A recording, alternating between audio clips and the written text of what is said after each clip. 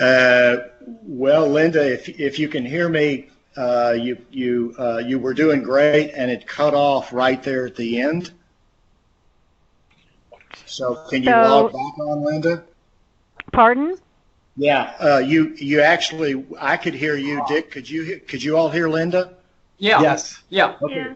So Linda, everybody heard you, so you were doing great. Okay, so I don't need to mute my phone then, it sounds like I should just... No, not yet. Sometimes, in my experience, where people are calling in on the phone and maybe they're in the car or doing something else, it picks up some background noise, and if you got some noise going on, it's helpful at that point in time to mute. Ah, I see. Like, for example, if we got, I mean, it may take us just a little bit to kind of figure this out, but as we're going along, if somebody's phone, if we're getting too much noise through it, then we'll try and figure it out and troubleshoot it from there. Okay. So, I mean, there's a number of people popping up, but who else is on that can hear me? I can, and my name is Amanda Krug. I'm in Medford, Oregon. I'm not on Skype, though, either. I'm just doing the phone. Okay. Do you want me to write down names? Okay, I And got this is Nathan in Lincoln City. Same situation. Nathan. Yep. Ashley in Newport, same situation. Okay. Azusa from Lincoln County, same situation. Wait, do that again. Whoever was just talking. Azusa Okay. from Lincoln County. From Lincoln County. Okay. Hey, Azusa. Hi. Hi, Azusa. Hello. So far, just for you guys who are calling in, looks like I'm on video, and then the guys at Ridgeway are on video.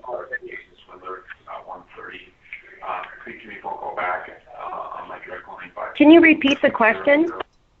Yeah, looks like a bunch more people are. I've got, in addition to you guys there at Bridgeway, there's little icons for 1, 2, 3, 4, 5, 6, 7, 8, 9, 10 other people. So this is Amanda Krug in Jackson County at the ARC. Okay, gotcha. Okay. And this is Catherine Buchwald from Coos County Adapt. And this is Susan Sinnott from Coos County Adapt. Okay. And this is Danelle Boggs from Tillamook Family Counseling. Okay. So that's one. Hi, Chris, this is Greta. Hey, Greta. Oh, how is Greta? 2, 3, 4, 5, 6, 7, 8, 9. All right, so I just heard 9 people. Looks like 1, 2, 3, 4, 5, 6, 7, 8, 9, 10. But so is there one other person that hadn't checked in yet? I think that's me. I'm on here twice. Say it again. This is Greta. I think I'm on here twice as a phone caller and a video person. So let me ask you guys, are you guys hearing me okay, or is there an echo or anything like that? You sound fine. You sound great. Okay. All right, good. If it starts to echo or something, I've got a headset on I can put on that might clean it up a little bit. So, well, welcome all you guys in Oregon. I got to tell you, I'm a bit envious because you guys got you got to experience the sun disappearing in the middle of the day, and I don't know if it changed your lives or what, but I didn't get to see that. So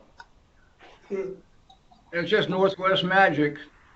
that's right. Well, it happens every time. Actually, I'm going to be looks like I'm going to be back up in you guys' neck of the woods over Thanksgiving. My partner Joan, who a lot of you met at the conference, she's got a cousin who lives in Portland who wanted us to come up for Thanksgiving because her son is in school at Oregon State. And so she didn't want him to be alone for Thanksgiving, so I'll be up there in you guys' area for a couple of days in November, so I'm looking forward to that. I'm excited about doing this, and it's something actually some of us have been talking about for quite a while. And I'll tell you a little bit of what I'm thinking, and a couple of caveats. I think it's important for us to underline the importance of that when we're talking about issues that we're not talking about your specific cases for confidentiality reasons. But what I'd like to do, if it's okay with you, Dick, is for you to clarify your understanding of how we address the issues that we're dealing with on a daily basis in working with gamblers and our dual diagnosis population, and how we stay on our side of the line with respect to issues of specificity and confidentiality and that sort of thing. Does that make sense? Absolutely.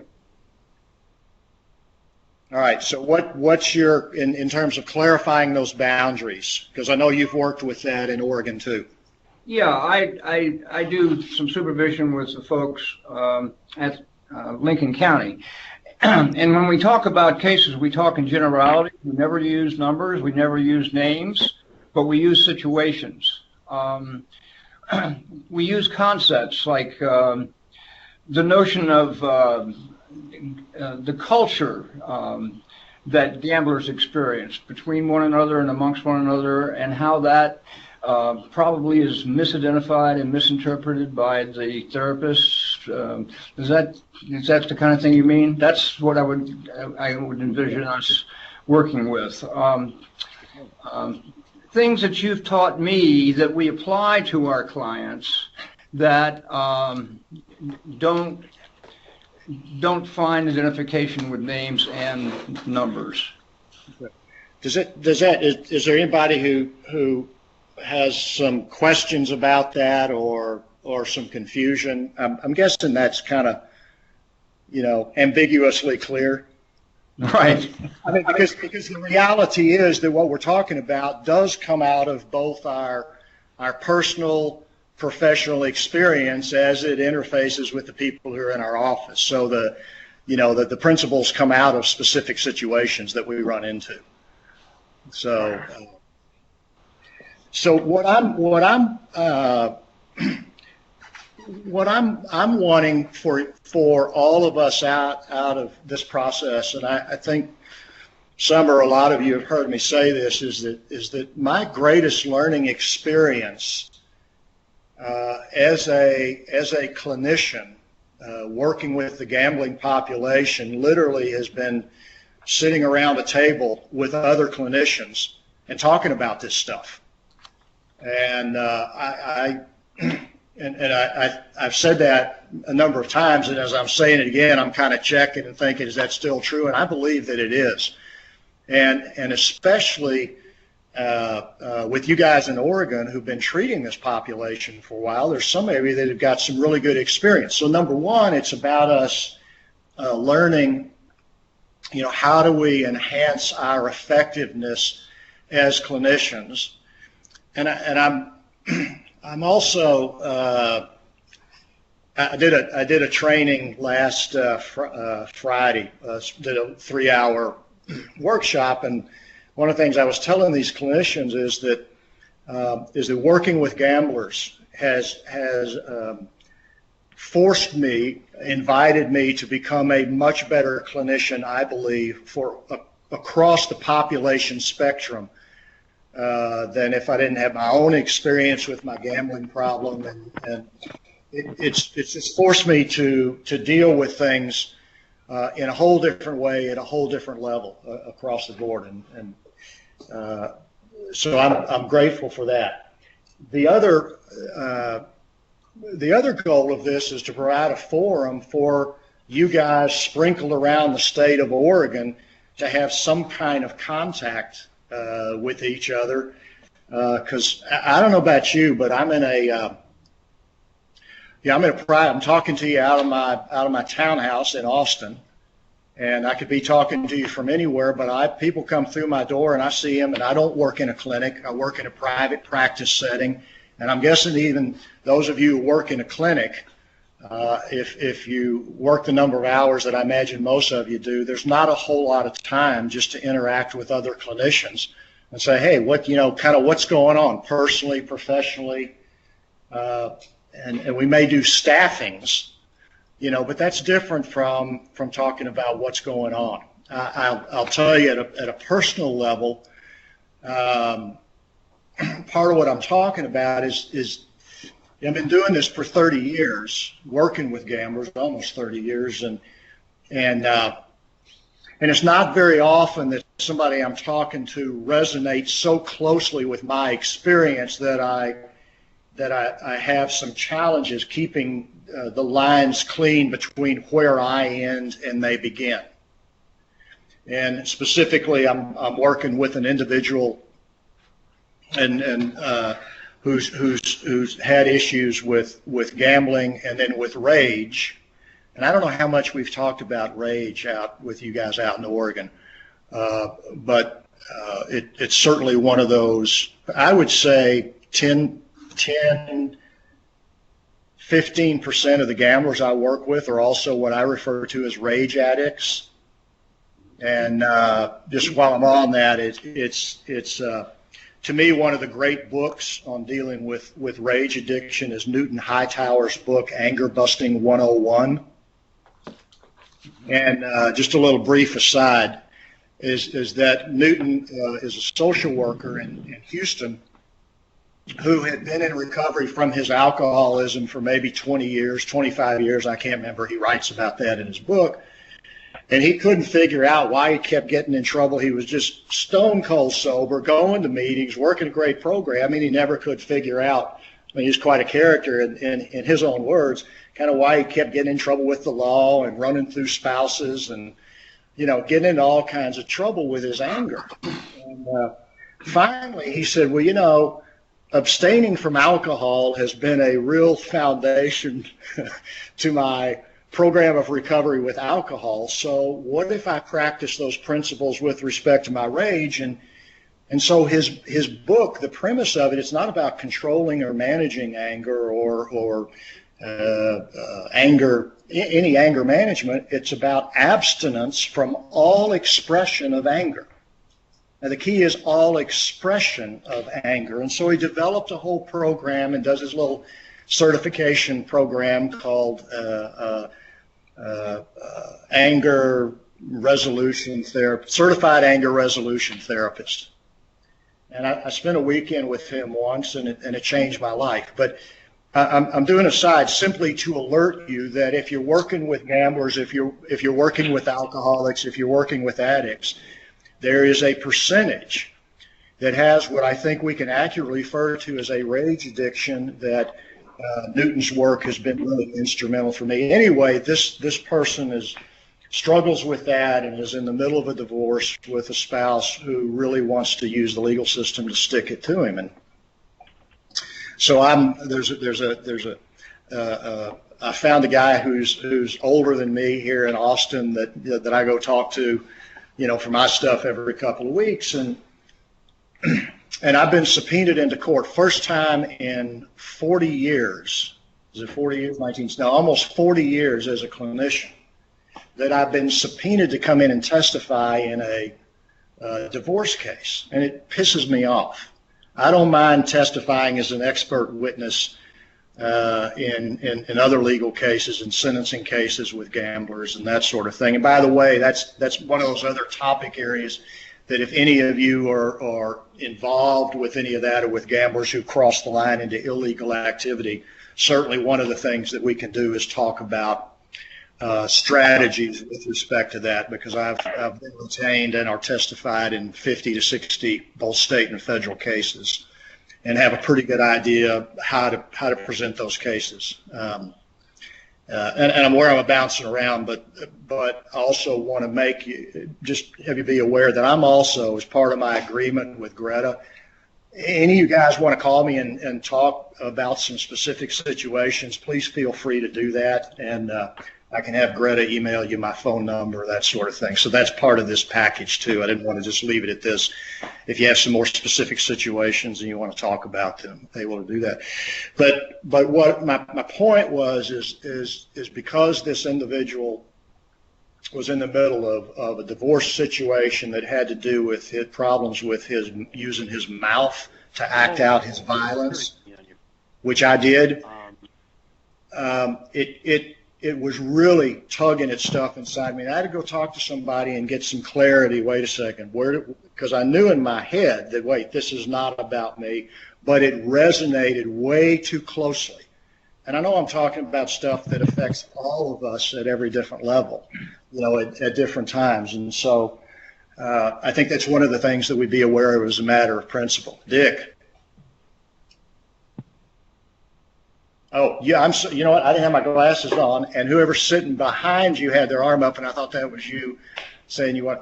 So anyway, along the way, anybody has any thoughts, comments, questions, just jump in, and we may walk on top of each other every now and then, but we'll figure it out. So that's kind of my sense of what we're doing here. I'm also aware you're taking time out of your day. And my hope is that all of us walk away with something each time that is first and foremost personally beneficial, because I believe it all starts with us and our health, and then second of all, professionally. All right. Anybody out there want to jump in right now? Yeah, Chris, I'm about ready to bust a seam about something. I've been questioning for years and years and years. I received this handout from you, I think, at a training in Grants Pass long ago. Okay. Oh Lord, now I'm going to learn something. Yeah. And it's interesting. I'm sitting beside two therapists who I worked with for a year in supervision, and I presented this to them early on. And it took them a year to figure out what I was talking about. And it was great. It was a great, joyous day when I think it was anyway, when they figured it out. And it's made a huge difference in the way they go about doing treatment with gamblers. And I think probably doing treatment with anybody. And you talked about the goal of therapy. And I'd just like to read you a quote that is captured by you.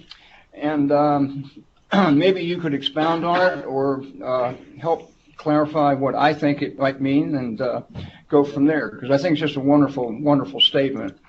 You said the goal of therapy is to help patients, clients, name the truth about themselves so that their own truth confronts their own lie. And I can truthfully say that that's one of the most profound statements that I've ever read with regard to doing treatment. Yeah. It's also a difficult concept. And it's an incredibly difficult concept too. It took me years to put this together, and it came in waves, and it's still coming in waves. Right. In terms of the influence in my work. Okay. So is there anybody on the call who hasn't heard me present before? I mean, This is Linda Grossman in Lincoln County. I've not heard you. Okay, all right. So the rest of you, that's one of the slides that something that I'm not sure. I may have stolen it from somebody like Dick or somebody else and just kind of retooled. There's nothing new under the sun, But I'll tell you where that comes from, and I know some of you have heard me say this, is the real, and again, I didn't get this. It's one of those things that I put down to try and clarify, and it's one of those things that I keep having to learn over and over again. So here's how it goes. What I realized from several different directions is that I didn't do anything different in my life until the day came where I said to me, I got a problem. And I think every one of you on this call who is an addict in recovery understands that point where, and let's expand it. It can be that, I mean, maybe you personally, or you participate, you do interventions, and you got confronted about your addiction or your behavior, and maybe you had a whole family group confronting you about your behavior, that had done all their laundry list, that they were reading to you about your behavior. And then at that point, maybe you decided to go into treatment, and it looks like from the outside in that things changed because everybody else confronted you. And I think I probably used to believe this, because in training as a clinician, and I laugh about this today, is that we were graded. This was back in 1977 through 79. We had a professor who would grade us in our we did live sessions with clients who came in, and other people would be watching behind the one-way mirror. And we would get graded on what she called closure, getting closure in the session. You had to get closure. And getting closure was a function of how good a job I did at confronting, whether I used that word or not, confronting somebody else to help them, quote, I mean, follow my language here without taking it too seriously, see the errors of their way and come to the conclusion that, yes, Chris, you're right. I'm gonna leave and go forth and do my life different. And I realized that in my own personal life, it didn't work that way, because I had a lot of people confronting me, challenging me, holding up the mirror for me, and most everything they were saying was absolutely true. But that tipping point is that point where I tell myself what's true. And so, and here's the mystery of this is I would also say that that's, in our language, it's not a change moment, it's a transformational moment, which we want to distinguish between change and transformation. Change is going on all the time. But we're looking for that transformational moment where something shifts and we begin to experience, to see, to feel, to know ourselves in a whole different way. And so it's that point where where basically I confront me. And so when I say I got a problem, that's the truth. And what I'm confronting is the lie in me that says, well, yes, but. And actually, I was talking with the guy that I see. I was talking with him this morning. And one of those primary moments for me was, just a couple of miles from here, when I was locked up in the suicide ward of Austin State Hospital in 1987. He talked about it. He's a Jungian analyst, and he talked about that being one of those initiation moments. It's where everything breaks down. All of our way of thinking. In alcoholic terms, we say the alcohol stopped working. Now you may keep going. It's another way of saying it's a kind of a hitting bottom. But Dick, it's one of those things that I have to keep going back to, because I'm aware that, right, there's a chair right here to my left that a guy was sitting in 30 minutes ago who's got an alcohol problem, a gambling problem, and a pill problem, and a cocaine problem. And his girlfriend's confronting him about all this stuff. And while we were sitting here, she sent him a message about his ex-boss who fired him, talking about that. And he's sitting there saying, I don't know what they're talking about. They're full of shit. They're lying. They don't know what the hell they're talking about. And then she sent me more information just before we logged on. And I'm thinking, this guy right now doesn't have the willingness or the capacity to tell himself the truth about himself. So that's maybe a long-winded way of answering that. Does that make sense to you guys, or any reflections on that from around the state of Oregon?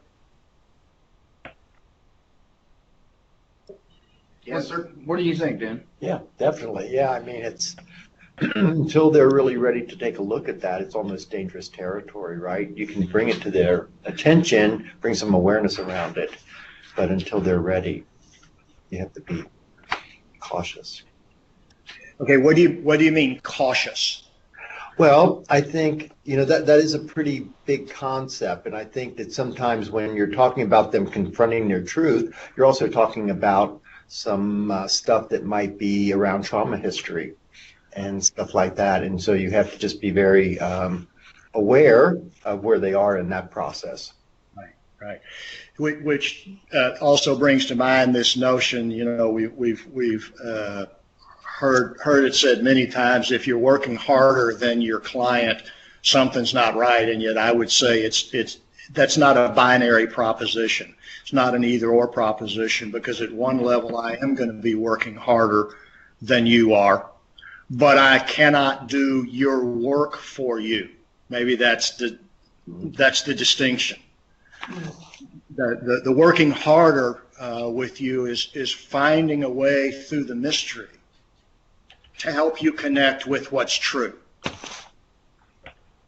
At a basic level, it could be, and let's bring it home to gambling, it could be as simple as somebody coming in and they're still swimming around in the fantasy world. And I know a lot of you are working with people who are still in action, who are still out there gambling. And so I think our job to help them confront their lie is the at the conference we had, didn't I show you? I showed you the video of the interview that I did. Oh no, we actually talked to somebody. It's how do you help? So our job is to help somebody tell their story, and then the hard work that we do is listen to how they are lying to themselves in the story they're telling themselves. And that takes work. That's not easy. And it's not a confrontation. I mean, it's more a matter of inviting them to fill in the blanks, which means that when I'm with somebody, my rule of thumb is if I'm not interrupting them a lot, which is diametrically opposed to my training. If I'm not interrupting them a lot, I'm not listening. Now, if they're talking about what's really true, and you'll know that because everything is lined up, everything is moving in the same direction. Mm-hmm. I'll put a caveat in that. But we know with gamblers, the best con is the one that's 98% true. So with somebody who's really, really good, you may be tracking along and thinking that you're hearing the gospel truth and they're leaving out one piece that you haven't heard yet and alters the whole landscape. But I think part of it is listening with our whole body and saying, wait, does all this fit? Is this making sense? But also that means that we're not filling in the blanks of their story for them. That's another piece in this. So, all right, let me pause for a second and ask some of you out there for some responses. What are you thinking? What are you hearing? Is this even making sense? Chris, this is John Ackley. As I hear you talking, I'm kind of going back to another one of your concepts around tolerance for responsibility. Just because thinking of a couple of people right now and some people at the far end of lacking tolerance for responsibility in their lives at the moment, and how little I haven't had a lot of success trying to get them to see that that's occurring. And so they keep perpetuating the same things. And as we try and present the concept or get them to see what's going on, they're wrapped up in their own reality and trying to draw that disparity out. I don't know if I said that right. Yeah. I'm pretty sure I know what you're referring. If I'm hearing you, you're referring to that wonderful line out of page 10 in the combo book of Gamblers Anonymous that says, and so finally the struggle to escape responsibility became a subconscious obsession. Okay. Yeah. Okay. And by the way, our other operating principle that I think is important to keep in mind always is in the midst of the deep diving and understanding the principles, we also must stay very close to connected to the reality of what gambling is.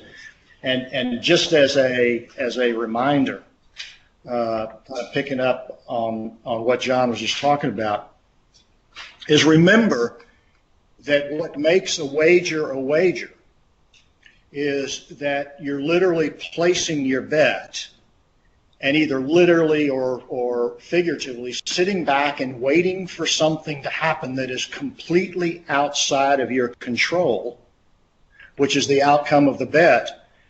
And it's the outcome of that event that is completely outside of your control that then determines what happens next. It's to me, it's necessary that we understand this. You know, understanding that principle is not optional. So let me say it again. A bet, and let me use it, is so this was a bunch of football games this weekend. If I'm betting sports, and I literally, either literally or to one degree or another, whether my car payment gets made on Friday this week is dependent upon whether some guy 2,000 miles away kicks the football through an upright. Right. Yeah. And that's literally what wagering is. If you're at a slot machine, you know, you're right there and you're interacting with the machine, but the outcome of your actions is strictly dependent upon the software engineer who programmed the computer that you're playing that's called a slot machine. In other words, with gambling, you do not have control over the outcome, which is what a wager is. If you do, it's not a wager. So that's a foundational principle. So then we take that, which by the way means that you're a victim of the outcome of the bet, win, lose, or draw. So when we're dealing with gamblers, we're dealing with people who are living out of a victim identity. So the victim identity says what? Who's responsible for me? Not me, you are. He is, she is, they are. And it's all about, so the irony is that many people, especially female gamblers, according to a lot of the studies that I've seen, who are in fact victims, go to the casinos to get to step into the place where there's the illusion of being taken care of, and yet the reality is I'm engaging in an activity whereby the outcome is completely outside of my control. It is a function of that which is done to me, which is an exact reenactment of the very victimization that they're trying to escape.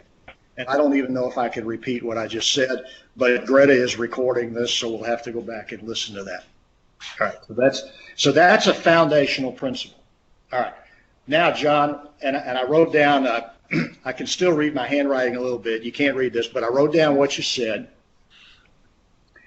And you said, trying to get them to see, quote, end quote. Yeah, I did. All I can say is from the way you say that. and I got to tell you, I mean, I was laughing inside when you said that, because good luck. Yeah. And so I understand that literally, but let's actually take that and work with that. When you're trying to get somebody to see, what is the it that you're trying to get them to see? To boil it down and just to use to the concept of taking responsibility, of noting the disparity between what's existing in their lives and the concept of responsibility. Okay, so distill that down into like a specific example. A specific example of blaming my gambling on the events that are happening in my relationship, and blaming the, you know, I went to gamble because my wife isn't doing this, or my whatever that might be, but blaming it on the circumstances of my relationship, and trying to get them to see that it was a choice on their part to actually, that they made a choice to gamble, to treat that discomfort in that particular way, is on them. Okay, so how would you go about inviting them to connect with that? Because that's the reality, what you just said, right?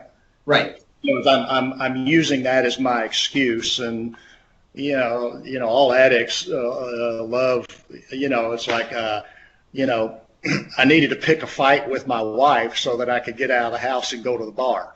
To give me an excuse. So that's good old addict 101. So the challenge, and that's a great question. The challenge is, how do you invite somebody to take ownership? So what's some of the strategies that you employ to do that? What's under the heading of trying to get them to see? Just challenging. I mean, sometimes I just take them down a decisional thing of where were their choices in the relationship, what did they have control over, what's their perception of what they had control over, if anything, within that situation. See how much, if anything, a little tiny bit of buy-in around responsibility around a single choice within that situation. Okay, I got a message here that says check your audio, others might be hearing an echo. Is that, I'm not sure where that came from, but is anybody hearing an echo out there? Bridgeway is not. Okay. This is Linda in Lincoln County. I'm not. Okay. All right. Well, maybe this is just like a false alarm. All right. So let me. I think what's my initial reaction to what you're saying is, and I know you're talking about the principle here. And I'm thinking out loud here. I think if I'm doing probably what is the most effective way of doing that, which I don't always do, confession. Sometimes I'm lazy in my work, or there's times where I'm listening to somebody, I'm thinking, I'd really rather be outside riding my bike right now because it's beautiful. And then I got, then I got to say, wait a second, come on back to where you are. That may not happen to you guys, but in Oregon, but every now and then I experience that. I think, to me, the more concrete and specific I can invite somebody to get, and it gets back to that interviewing process of what's the thought behavior sequence. And the example that I use is the person who said, well, I found myself at the bar, or I found myself at the casino. All right, we hear that, right? Yeah. Now, number one, I know that, and let me eliminate the variable of somebody actually being in a blackout where they're moving as if they're conscious, but they don't have any awareness of that. And there are cases with gamblers being in a brownout where they don't have really any memory. So let's put those in a little bit different category. Clearly, if I'm using either that direct statement or a variation on that theme, what I'm clearly saying is I'm not responsible for my behavior, for my choices, something else is. And so the strategy that I use that works a lot of times, nothing works every time, right? But the strategy that I use is go back and say, well, let me ask you a question. Where were you before you were at the casino? Now, that should be a pretty easy question to answer. So I think so part of my response to you, John, is I want to stay away from more abstract language, because remember that old adage, the more vague we are, the more disconnected from reality. The more specific we get, the closer we are to reality. And that's our whole movement, is we want to move from the vague to the specific, from disconnection to connection. So those are those polarities that we always keep in mind. And so the more specific I invite somebody to get, and really about anything, it's one of those things, the more specific I get about anything, the more specific I am getting about everything. Yeah, because truth is truth. There's this well down here that after we fall through all the noise, there's this well underneath that's simply a well of knowing, a well of truth. And it almost doesn't matter which door. But for this example, that I think a lot of us have heard either that directly or variations on that theme, where were you before you were at the casino? Well, I was at work. Okay, where's your work? Well, it's blah, blah, blah. Okay, so how did you get from, and I may even use the language, how did you find your, initially, instead of, this is just kind of one of those little strategies that sometimes works and doesn't work. And this comes from the old field of neuro-linguistic programming and establishing rapport, is the better a job we can do at using somebody, the literal words that somebody uses, the language that they use, the less resistance you're going to run into. Does that make sense as a matter of principle? Yes, absolutely. And so I may start out by saying, okay, before you found yourself at the casino, where were you? Well, I was at work. Okay, so how did you find yourself getting from work to the casino? Well, I drove. Well, how did you drive? See, now we're getting into what might be considered the theater of the absurd, but actually it's really not. Because remember, my representation is I'm not responsible for being at work and somehow time warping or transporting into the casino. When the reality is, and you and I know, that I made 1,000 decisions between work and the casino. And so it's simply a matter of, the best metaphor I have is imagine the old 8mm or 16mm films that the movie is made up of individual frames, and just have them go back and describe kind of frame by frame. And I okay, well, I went and got my car. Well, where was your car? Sometimes it gets this absurd in terms of asking for details. And it's tedious, but you ask for details until you no longer have to. What I typically experience, John, and not always, but typically is I don't need to try to get them to see anything. The more I stay with asking them the details, okay, so how did you get to your car? Well, what do you mean how did I get to a car? Well, I walked. Well, you walked from where to where? And if somebody resists it, well, I walked from my office to the car. Well, and then what did you do? Well, I took my keys out of my pocket and I opened the door. It's kind of like, Chris, what the hell are you asking me this for? And if I get challenged on that, then one of the things I say, well, because here's what I'm curious. I'm really wondering, you told me that you found yourself at the casino, and I'm wondering what happened that you found yourself there. That's all. And usually I don't get resistant. And I will tell you that in most cases, in my experience, sooner rather than later, somebody will say, all right, I get it. You know what? And excuse my clinical language here, but it'll be, fuck it. I made a decision that morning to go to the casino right after I left the house, and my wife and I got into it. I said, you know what? I'm going to the casino after I leave work. Oh. So then you did or didn't find yourself at the casino? No, I knew I was going all the way along. Okay. Does this make sense, John? Yes, sir. Yes, sir. And the end point is exactly what you're looking for, but the artistry of this and the challenge for us is how do we invite somebody into a place, and that's a great example too of inviting their truth to confront their lie. The lie is I'm not responsible. Somebody else made me do it. It's my wife's fault. The reality is no, I made choices. And once you get there, I would say for that little vignette, your work is done. Okay. You just right at the very end there, you wrapped up and came full circle with exactly what I was trying to say before. And so, yeah, that's perfect. Got it. Beautiful. And I tell you what, it's a for you to ask that question is in and of itself a powerful awareness, because I do believe that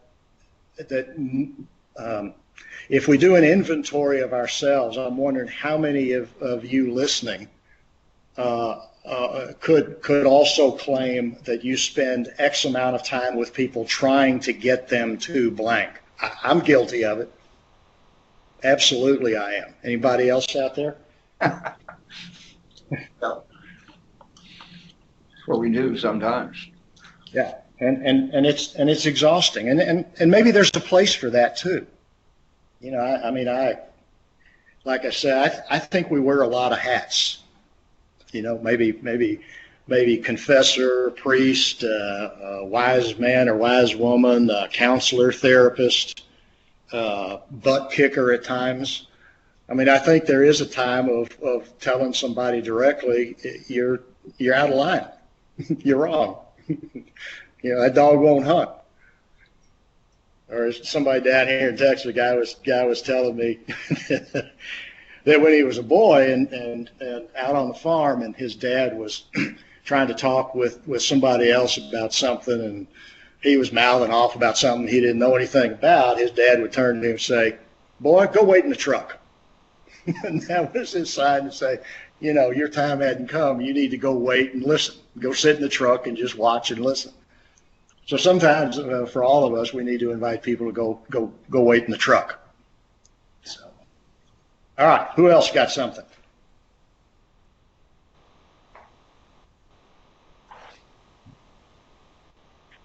Linda Grossman, how are you doing out in Lincoln County?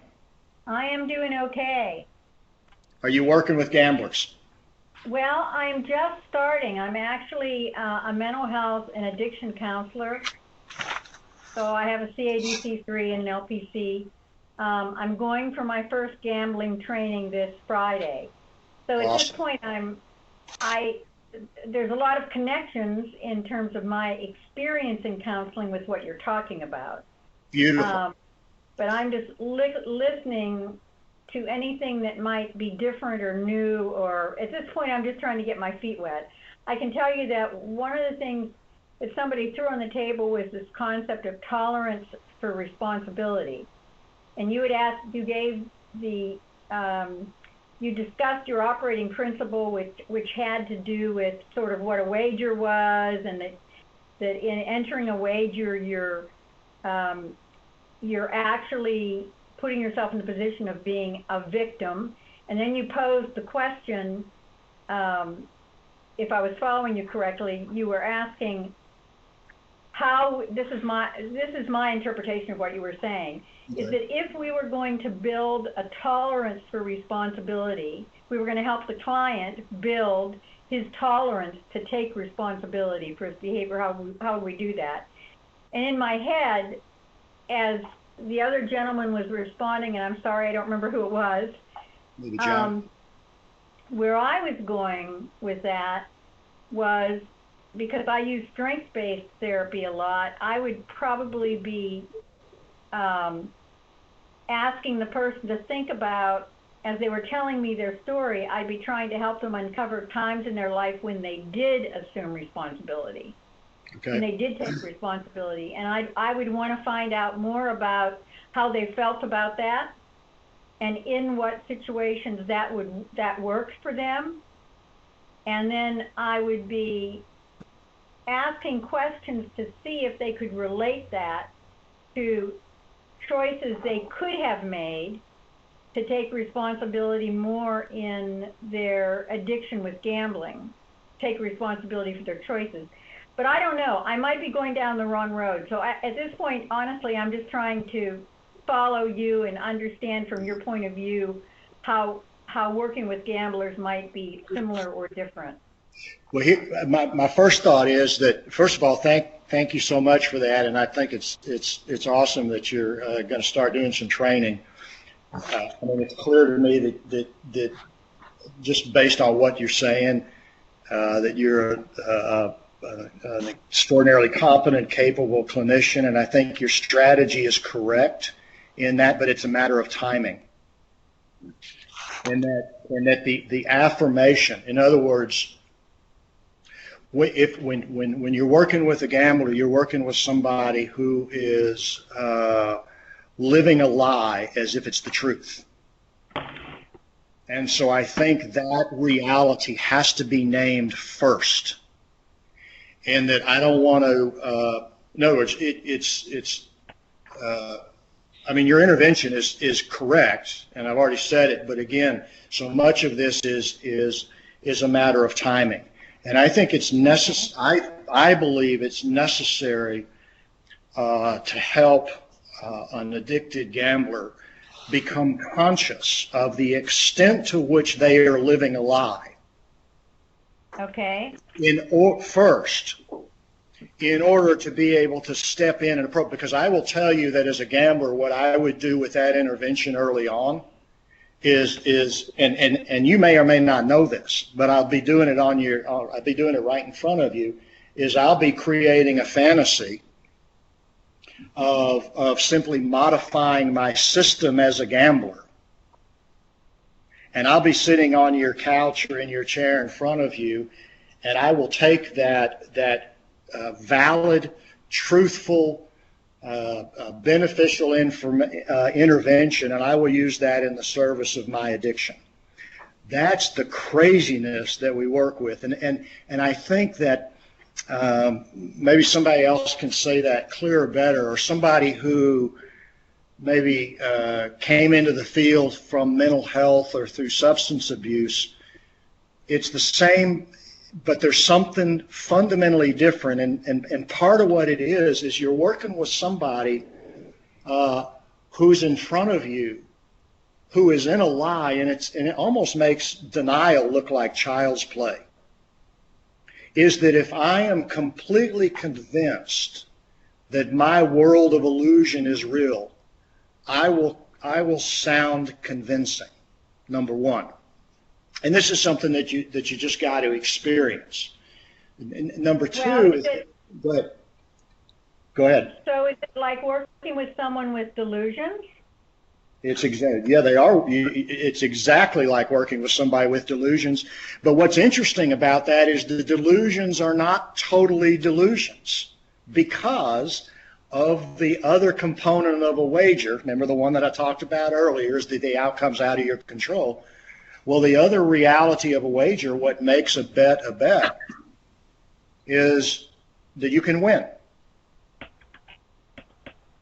Every gambler knows. Go ahead. Say that again.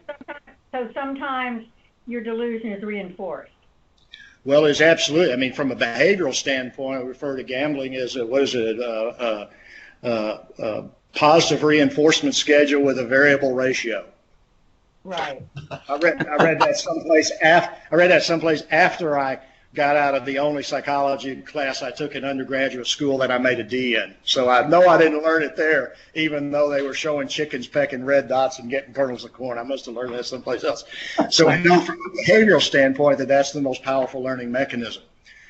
But and it's also just kind of one of those reminders. It's one of those realities about gambling that makes it different from the other addictions, because no matter how much damage I've done with my gambling, I know that I can place the next bet and win. That's the truth. That's factual. That's the reality. And so there's a lot of challenges in working with this population, the realities of gambling being one, but another reality is the challenge of working with someone where you don't really know what's true. If you're in working with substance abuse, you can take some blood or hair follicle or breath or whatever, and somebody's using it and they're denying it, or you smell it on their breath and they say, oh no, that's just a reaction to medication. Well, what, legal or illegal medication, right? But you can test for it. But with gambling, you will have the experience of people lying to you through your teeth, and you will not have a clue. Take that one to the bank. It will happen. It will happen multiple times over and over again. each time, and I feel like a victim. I'm even using the language each time it happens because I feel like it's being done to me, and I think, shit, I missed it. So I get a little pissed off every time somebody that I've been working with for a while, a certain point in time they come in for me. Oh yeah, I've been gambling for the last 6 months, and I'm thinking, you're shitting me. I missed it. I've been doing so. It's I take it as a personal front, but I love that you are jumping into this and going to get some more training and start working with this population. And I'm so glad you're part of this group where you get to interact with people who are working with this incredibly challenging population. So, all right, who's next? This is Nathan. I got a question for you based off of what you just said. So how do you balance out, the therapist perspective or mentality of meeting the client where they are when where the client is at isn't reality? Like you said, the client's going to lie to you, and you're not, and you won't know. How does that balance out with meeting them where they are?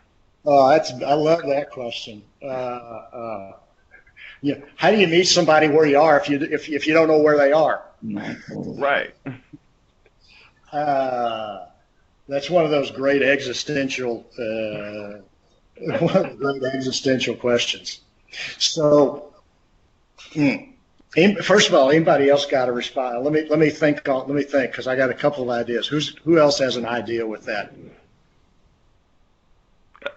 So actually, I have a further processing that might lead us in a direction here. So, as I'm processing this, the reality is with any of our clients, gamblers or not, you don't really know whether they're lying to you or not. So meeting them where they're at, that's in a lot of ways that's our first responsibility. And in a lot of ways, whether they're lying to you or telling you the truth, whether they fully recognize that that's the fantasy or whether it's the truth or the lie, that's where they are. They're in a place where they're either willing to lie to you or they're in a place where they're willing to tell the truth. So that is where they are. Right. Does that make sense? Yeah. So then the question is, okay, so they're lying. So what? Right. So I guess that's my further question is so then what? So I meet the client where they are, and they're either lying to me or they're not. That's where they are, either way. And then what? Okay, well, first, let me react to what I just heard you say. What you literally said, they're either lying or they're not. And I would say instead of either or, it's both and. Okay. Because there's and also let's destigmatize the word lie and clarify that there's multiple layers of lying. Mm-hmm. One is the deliberate conscious intent to deceive. Then there's lies of omission, mm-hmm. which either may or may not be deliberate. And then there's parts of our stories, so we're talking about the interplay between our own unconscious and our consciousness. So then there's parts of my story that I'm not telling myself that I don't know that I know. And those of you who work with trauma survivors, and we were talking about this earlier, is that part of that is there's a story there that unfolds. And so when I think of meeting somebody where they are, what I accept is instead of saying, well, they're lying to themselves or not, I almost, I use that word for discussion purposes and throw it out. Right.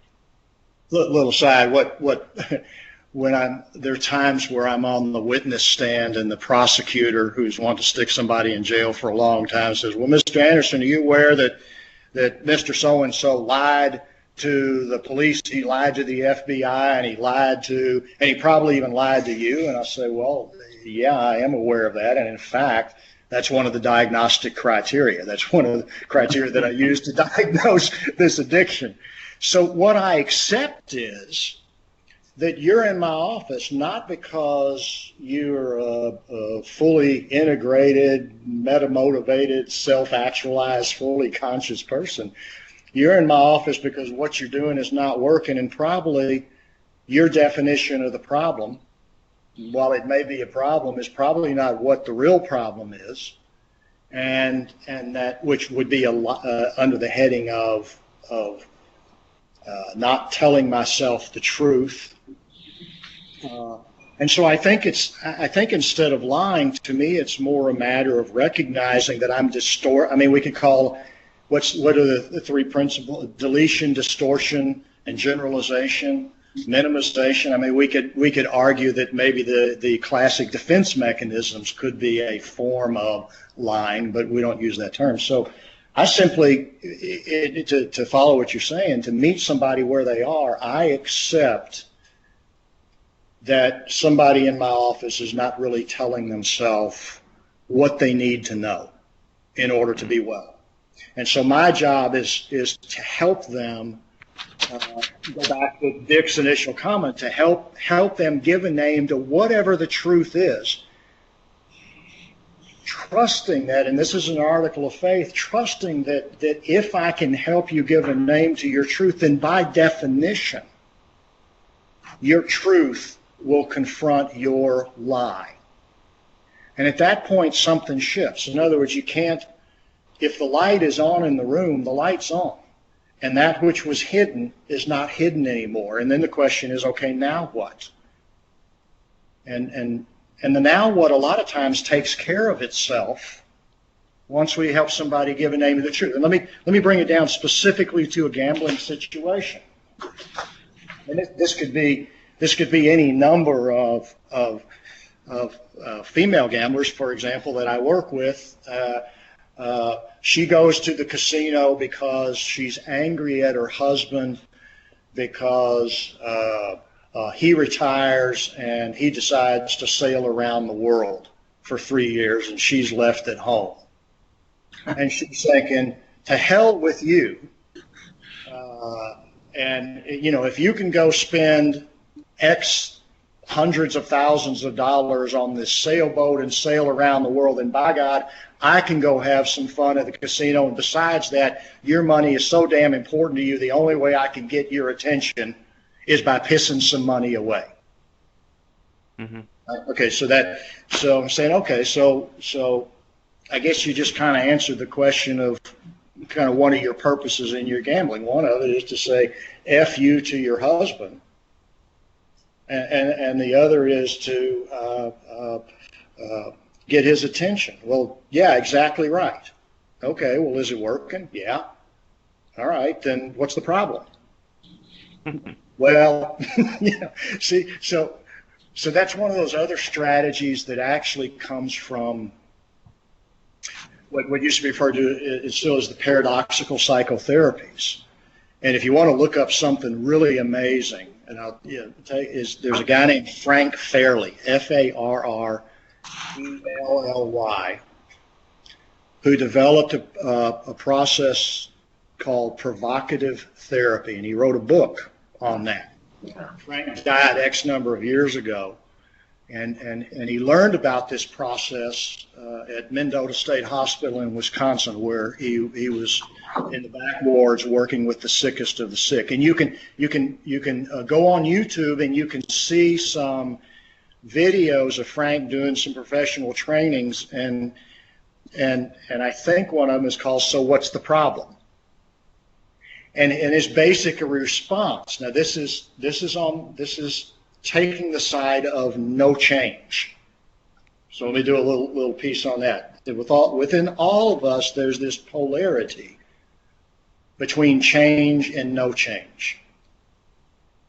And typically, in interaction with you, if you take the side of change, inside of me, I'm going to take the side of no change. And of course, as clinicians, then we call that resistance. Mm-hmm. So what Frank would do is jump on the other side, and he would take the side of no change. And then they would call that a flight into health, or people would then take, and you can watch him doing this process of rebound. It's absolutely fascinating. And but his response is, so what's the problem?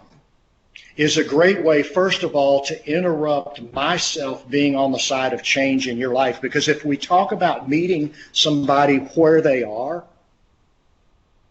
if you and I are talking and I'm taking the side of change, basically what I'm saying to you in some ways is you're not okay where you are.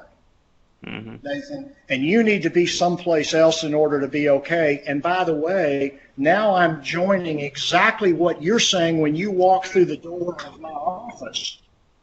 Because the reason you're in my office as a starting point, you're saying to me, Chris, I don't like my life where I am. I don't like who I am, or maybe that's giving somebody too much credit for self-reflection. It's like, you got to help me get my wife off my back or whatever it is. But whatever it is, I'm saying where I am is not okay, and I need for things to be different in order to be okay.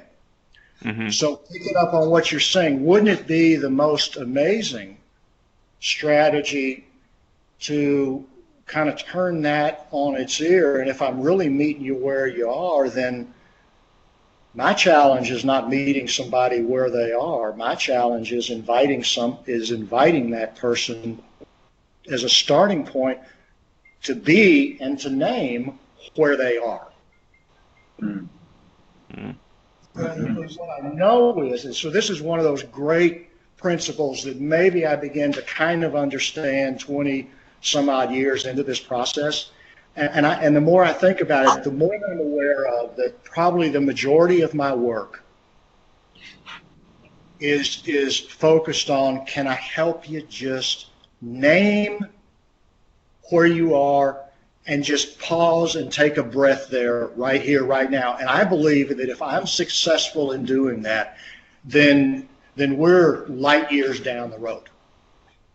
Because remember, the last place an addict wants to be is where they are, and the last person they want to be there with is themselves. And so if we know that, it's all, and if all addiction is about escape from, well, what are we escaping from? We're wanting to escape from who we are, where we are. And so if we know that as the trajectory of this, then it seems like our posture is to gently or sometimes more forcefully resist that and to invite somebody to be where they are. Notice, I don't have a need for you to stop gambling. Now think about that.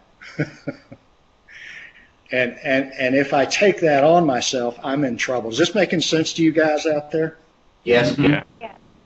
Yeah. And it doesn't mean I don't get caught up in that, but this is one of those really cool, liberating, at least for me it's been as a clinician, to give up my need to be helpful. Use that if you follow the language. And when I can give up my need, because to be helpful kind of means, and I've said it, but I want to underline it, that I'm agreeing with your proposition that says, Chris, I'm coming to see you to help me get to a different place. Now, there's a paradox in that we do get to a different place, but we get to a different place first and foremost by living into an acceptance of where we are right now. And I think that's consistent with the trajectory of the 12-step programs. Here's the starting point. We admitted we were. Here's the what is. That's the starting point. And it's a tough one to be at because the people who come into my office, and I'm sure that most gamblers don't come in for treatment unless they're at the end of the line or the end of a line.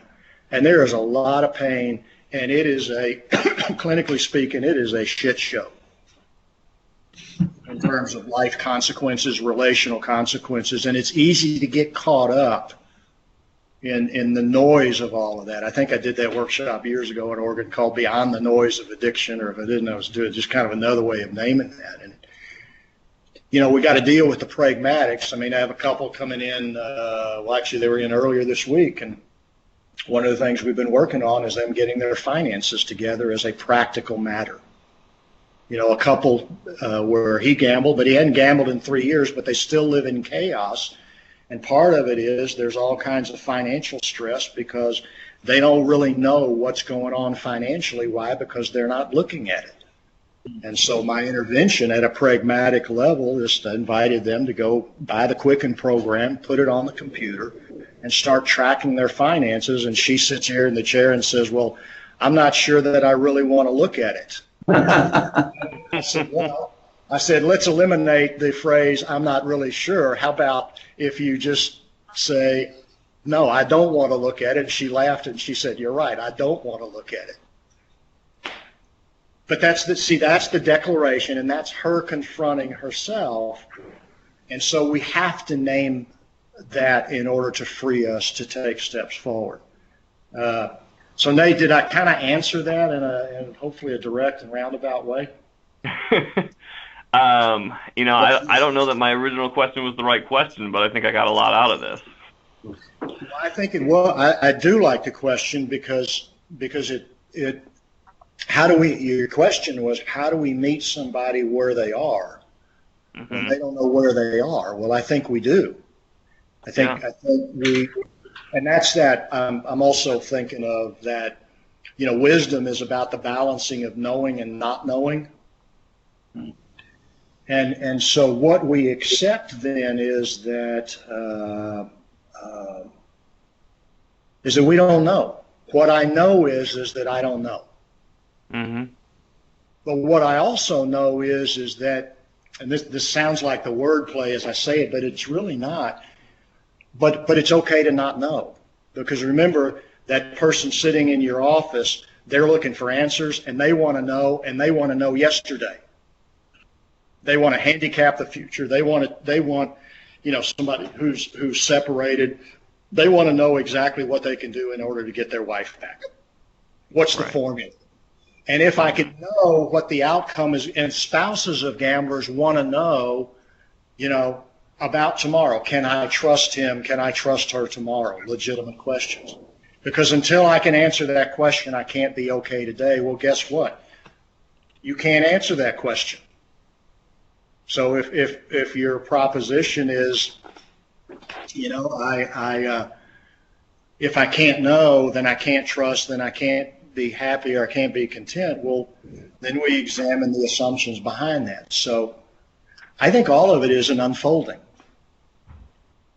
And what that person is going to be telling you, if you have the ears to listen, and if I have the ears to listen, either knowing or unknowing, they will be telling us the part of their story that we need to hear, and then ask them more about that. And so it's an unfolding process. So I got to give up my need to know, which means I guess I also need to give up my need to know exactly where they are. Yep.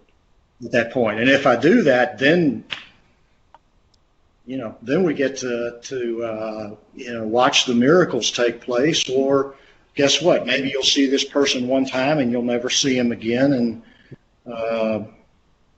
you know, sometimes that I experience that, and I never know what role I'm going to play in another person's life. You know, it's, as a therapist, we get the privilege of emulating, being an example of what acceptance looks like for our clients. Mm-hmm. And that's kind of what I'm taking away from the end point of what you said there, is we have to practice that practice of acceptance in that moment in the room with them, so that they can see that, what it looks like. Right. Which starts with our work for ourselves. Mm-hmm. You know, that's why this is an amazing profession that we've chosen to be in, because it kind of starts and ends with you. Starts and ends with me. Where am I in my life? You know, who am I sitting with you, trying to help you walk through the challenges in your life? It really is an honor and a privilege, and aggravating as hell at times too. Yeah. Anybody else got anything? We got a few minutes left. Anybody else got anything stirring? Well, I kind of wanted to address what Nathan asked before, which was I think his original question was, how do we meet a client where they're at, but yet have them confront their truth, right? And I think meeting a client where they're at is basically the model of motivational interview. It's a way of being in the room with a client. It's really not an intervention in itself. And I think the therapy about having them confront their lie is the intervention. You can meet a client where they're at. You can be that person in the room with them and still have the intervention, which allows you to have them confront their lie. Yeah. I think they're two separate things. Yeah. Yeah, I think there's two separate things that are connected. Mm-hmm. Yeah, absolutely. Yeah. Like most of this. Yeah. And it's, meeting them where they're at is a way of being in the room with a client. That's kind of that MI spirit of, how we are there with them, right? In that moment. Yeah. And a lot of time, what I'm aware of too is that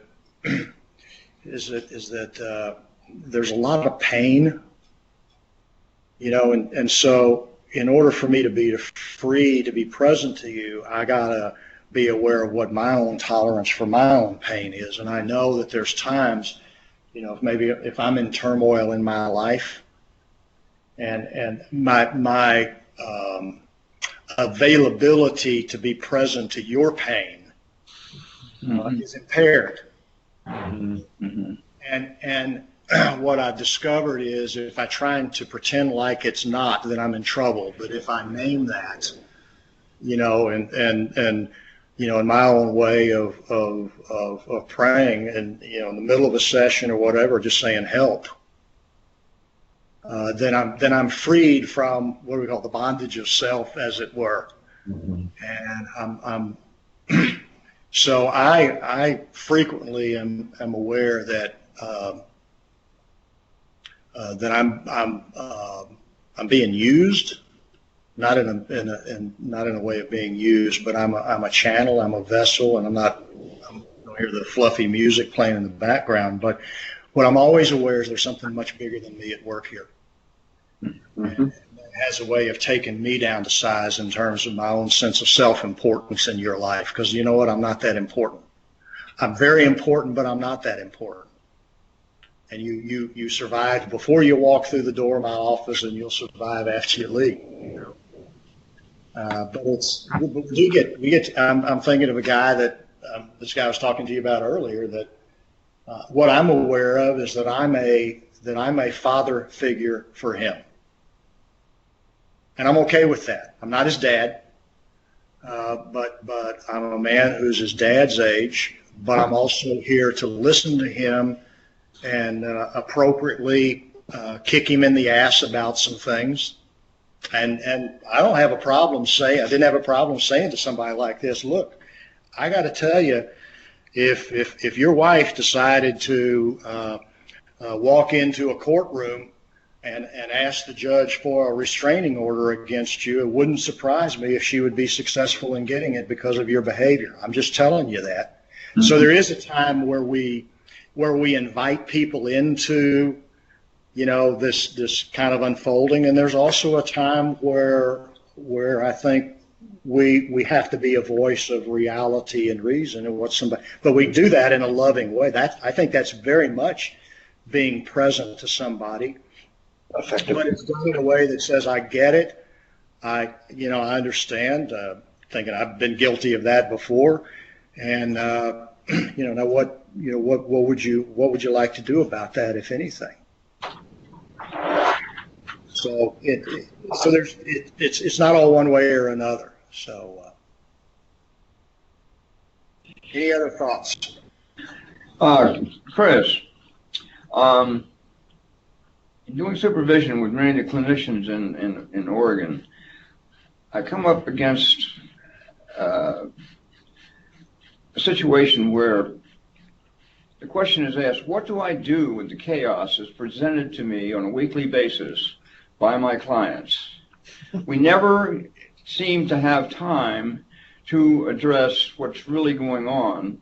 It's always the product of the problem, if you will. Okay, and we as clinicians are taught that we help with problems, and so we fall into the con, I think, is a word as good as any, of the client in their attempt to enmesh us in the chaos of their life. And it just goes on from week to week to week, and we can spend the rest of our lives doing that without ever addressing what we need to address. Yeah. And it just seems to come up again and again and again. Right. And I think that's the form of being in action, generating that chaos.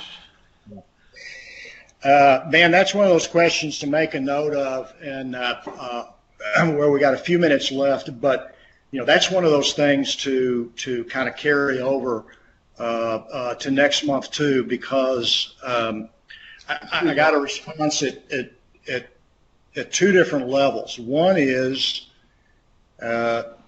in your question, it's kind of distinguishing all the chaos that's going on. There's so much chaos, I can't get at what's really going on. Yeah. Well, sometimes what's really going on, I mean, we have to deal with the chaos, and let's think about it this way.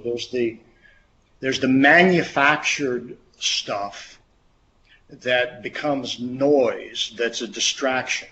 With gambling, there is the very real world problem of I owe money that I can't pay, and my husband doesn't know about it. That's what's really going on. Now, there's all the underlying stuff, but sometimes sometimes as clinicians, we want to dive underneath to the what's really going on, and we miss the what's really going on up here, that act of real world problems that are a consequence of the addiction that absolutely have to be addressed. Right. We got to deal with some of the very real problems in order to get at what's going on behind that. Mm-hmm. Maybe understanding in medical terms is like triage in the emergency room. Right. Absolutely. Yeah. Somebody comes in with bleeders. I mean, when somebody comes in and they got an issue with bookies, I don't know if you all deal with that much out in Oregon with the population you're working with, but somebody comes in with a problem with bookies who's sending threatening messages to them. Anybody run into that out in Oregon? I mean, I deal with a lot of that here, but anybody out there? And never heard of it. I had one guy who had some bookie debt. I had one guy who had a bookie debt. Yeah, not much, but yeah. I think if you deal with that, I won't really spend much time talking. But my point is that, or there's, I owe money to credit card companies that I can't pay. Mm-hmm. Or I've borrowed money from the cash box at work, mm-hmm. And I can't. So those are clearly, that's part of the chaos. Right. But it's also a very real world problem that has to be dealt with, and you're not gonna get to the underlying. In fact, I would say it's missing the point to get it. What are all the losses in your life? Right. At that point. So there's so my second part of that answer is, I think that's where we have to call on a sense of wisdom. Mm-hmm. And that's where we throw up the prayer of, God, help me. We need to ask for the spirit of discernment. And at that point, I would say the serenity prayer absolutely applies, where we say, God, grant us a sense of peace or serenity about what? About the things we cannot change, courage to change the things we can, which means a sense of peace about the things that we can't control, and courage to deal with the things that we can control, and the wisdom to know the difference between those two. So the serenity prayer is a prayer of discernment, is it not? Mm-hmm. Absolutely. And I think living the serenity prayer probably applies. It's as applicable to us working with addicts as it is to the addict we're working with. Sometimes maybe even more so. So I love that word discernment. And there's wisdom that's a part of that. There's knowing, and part of that, going back to Nathan's question, meeting somebody where they are, a starting point is to try and find out what is your definition of your problem. That's really kind of the starting point. And they may be absolutely right on. Well, whatever it happens to be, what is your definition of your problem? And that's your starting point. That's meeting somebody where they are. And sometimes maybe 90% of our work is helping them get clear about what their definition of their problem is. And what I would say is the better a job we do at defining the problem, the easier it becomes to arrive at a solution. So those are a couple of thoughts off the top of my head, but that's really one of those things that we can keep talking about. All right, I'm looking at my clock, got a couple of minutes left, but let's sign off early. And here's what I would really appreciate is some feedback from you guys, because we're doing this for the first time. We're scheduled for every month. Hopefully a lot of you can join us most of the time. Others will join in. So it's important that you get something out of this. So let us know. Greta, send it to Greta. She'll forward it to me. What can we do to make this better, address what you need to do? So this is an unfolding process, and I'm really grateful, Greta, if you're still on, for you spearheading this and making it happen. And bless all of you guys out in Oregon, and I'll see you next month. Thank you, Chris. All right, thank you, Chris. Thank you. Please.